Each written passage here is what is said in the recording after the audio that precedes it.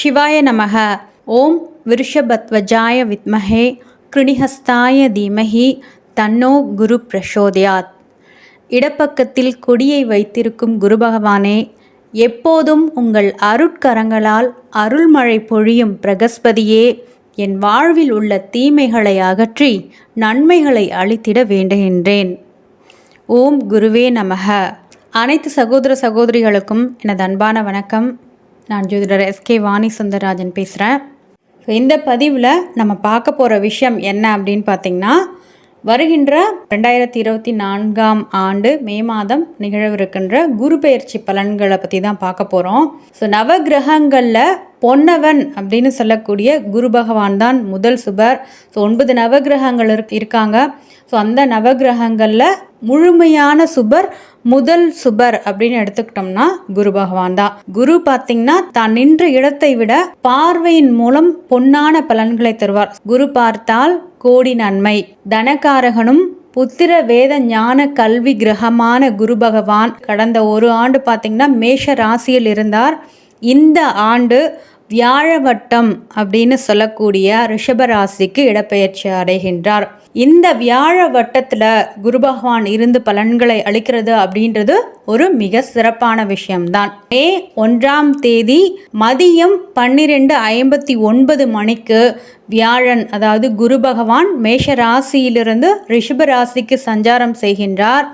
இப்போது குரு இந்த ரிஷப ராசியில் இருந்து 12 ராசிகளுக்கும் எந்த மாதிரியான ஒரு பலன்களை தரப்போகின்றார் அப்படின்றது தான் பார்க்க போகிறோம்.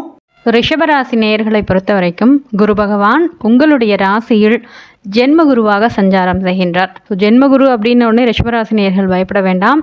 அதே மாதிரி குரு பகவானை பொறுத்த வரைக்கும் உங்களுடைய ராசிக்கு அட்டம லாபாதிபதி இவர்தான். அதாவது அஷ்டமஸ்தானத்திற்கு 8ஆம் இடத்திற்கு அதிபதியும் குரு பகவான் தான். 11ஆம் இடத்திற்கு அதிபதியும் குரு பகவான் தான்.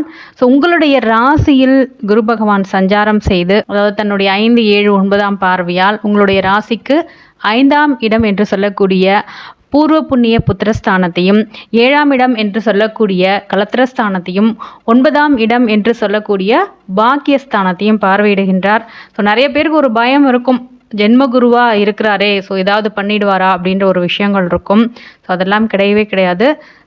குரு அப்படின்றவர் ஒரு பூரண சுபர் தான். உங்களுக்கே பார்த்தீங்கன்னா ஒரு நல்ல தெளிவு இருக்கும். நிறைய விஷயங்களுக்கு பார்த்து குழப்பமான மனநிலை, முடிவெடுக்க முடியாத ஒரு நிலை இருந்த உங்களுக்கு இப்போ தெளிவாக யோசித்து இந்த விஷயத்துக்கு இந்த முடிவு எடுத்தால் சரியாக இருக்கும் அப்படின்றது எல்லாமே நீங்கள் தேர்ந்தெடுப்பீங்க.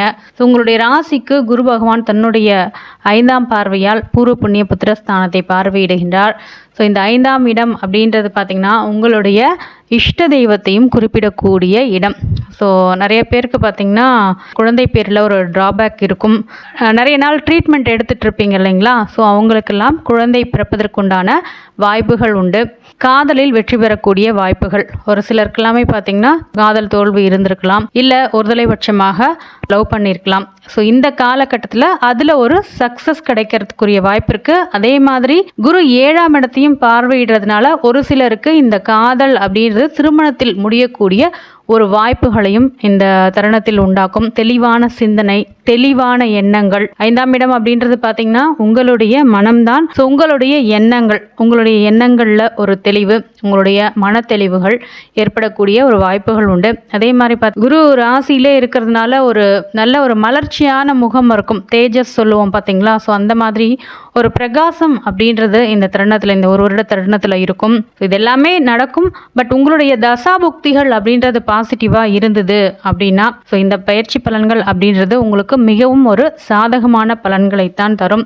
முடிந்த வரைக்கும் உங்களுடைய இஷ்ட தெய்வ வழிபாட்டை பண்ணுங்கள். அதே மாதிரி பார்த்திங்கன்னா குரு பகவான் உங்களுடைய ராசியிலிருந்து ராசிக்கு 7ஆம் இடமான கலத்திரஸ்தானத்தை பார்வையிடுகின்றார். இந்த 7ஆம் பாவம் அப்படின்றது பார்த்திங்கன்னா சொசைட்டியை சொல்லக்கூடிய இடம் இதுதான். அதே மாதிரி உங்களுடைய கலத்திரம், உங்களுடைய வாழ்க்கை துணை, மனைவியாக இருக்கலாம், கணவனாக இருக்கலாம், வாழ்க்கை துணை பற்றி சொல்லக்கூடிய இடம், கூட்டு தொழில், பிஸ்னஸ் பார்ட்னர்ஸ், உங்களுடைய நண்பர்கள் சேர்ந்து பிஸ்னஸ் பண்ணலாம், இல்லை கணவன் மனைவியை கூட சேர்ந்து பிஸ்னஸ் பண்ணலாம். அதில் வெற்றி பெறக்கூடிய வாய்ப்புகள் இருக்கும். நல்ல லாபம் இருக்கும். உங்களுடைய கூட்டு தொழிலில் நல்ல லாபம் இருக்கும். நல்ல ஒரு முன்னேற்றகரமான நிலை இருக்கும். ஸோ அதே மாதிரி பார்த்திங்கன்னா சமுதாயத்தில், இந்த சொசைட்டியில் ஒரு நல்ல பெயர் வாங்குவதற்கு உண்டான வாய்ப்புகள் உண்டு. ஒருவேளை நீங்கள் ஒரு டாக்டராக இருக்கீங்க, இல்லை அரசியலில் இருக்கீங்க அப்படின்னா நீங்கள் செய்யக்கூடிய அந்த வேலையால் புகழ் பெறக்கூடிய வாய்ப்புகள் உண்டு. உங்களுடைய மதிப்பும் மரியாதையும் உயரக்கூடிய வாய்ப்புகள். ஸோ சமுதாயத்தால், இந்த மக்களால் உங்களுக்கு ஒரு நற்பெயர் கிடைக்கக்கூடிய வாய்ப்புகள் அப்படின்றது உண்டு. அதே மாதிரி கணவன் மனைவி அந்யோன்யம் அப்படின்றது நல்லாயிருக்கும்.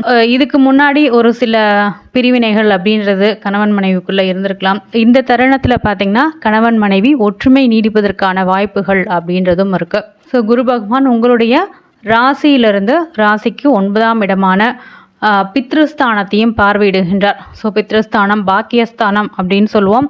அதாவது உங்களுடைய தந்தையால் உங்களுக்கு கிடைக்கக்கூடிய ஒரு நல்ல விஷயங்கள், பூர்வீக சொத்தாக இருக்கலாம், தந்தையினுடைய ஆதரவு கிடைக்கும். ஸோ புதுசாக நீங்கள் ஏதாவது ஒரு பிஸ்னஸ் ஆரம்பிக்கிறீங்க அப்படின்னா அப்பாவோட சப்போர்ட் உங்களுக்கு நல்லா இருக்கும். ஸோ குழந்தைகளால் அடையக்கூடிய மனமகிழ்ச்சி, அதாவது குழந்தைங்களால் பெற்றோர்கள் பாராட்டப்படுவது, பள்ளிகள்லேயும் சரி கல்லூரிகள்லேயும் சரி உங்களுடைய குழந்தைகள் முதல் மதிப்பெண் எடுக்கக்கூடிய வாய்ப்புகள், இல்லை ஏதாவது ஒரு திறமையால் முதல் பரிசு பெறக்கூடியது.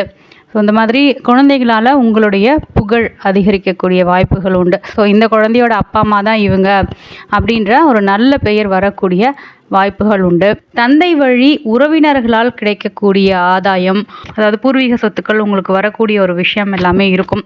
நீண்ட நாட்களாக நீங்கள் ஏதாவது ஒரு முயற்சி பண்ணிக்கிட்டே வந்திருப்பீங்க. ஸோ அது தடைப்பட்டுக்கிட்டே இருந்திருக்கும் இல்லைங்களா? ஸோ அந்த முயற்சிகள் ஈடேறி வெற்றி பெறக்கூடிய வாய்ப்புகள் அப்படின்றதும் உங்களுக்கு இருக்கிறது. ஆன்மீக பிரயாணங்களுக்கு உண்டான வாய்ப்புகள், குருமார்களுடைய ஆசை கிடைக்கக்கூடியது, ஸோ ஆசிரியர்களுடைய முழு ஒத்துழைப்பும் உங்களுக்கு கிடைக்கக்கூடிய வாய்ப்புகள் அப்படின்றதும் இருக்கு.